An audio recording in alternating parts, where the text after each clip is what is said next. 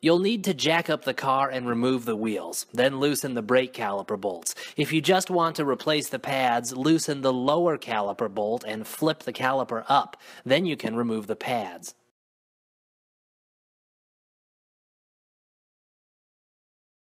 For a more thorough brake job, remove the caliper and hang it with a piece of wire. Do not let it hang by the brake hose.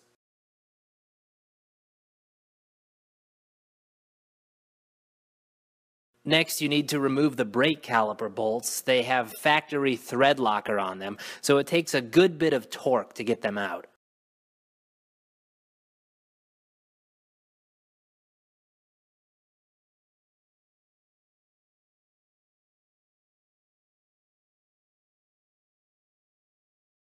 Next, remove the screw holding the brake rotor to the hub. It was a Torx T30 on my Cruze.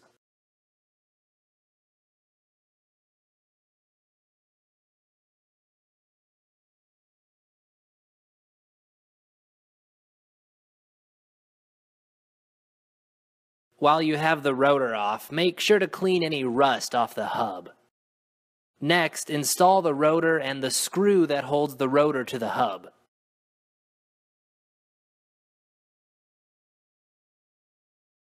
Now install the caliper bracket. I highly recommend torquing everything to spec. GM says you must replace the caliper bracket bolts because they are torque to yield bolts. I'll put the torque specs in the description.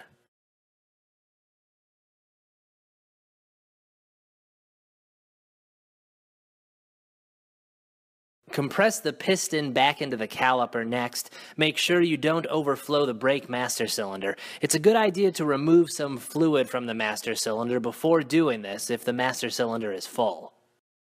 Next, make sure everything is clean and install the new pads. The pad with the little squealer tab goes on the inside. Reinstall the caliper and tighten the caliper bolts to spec.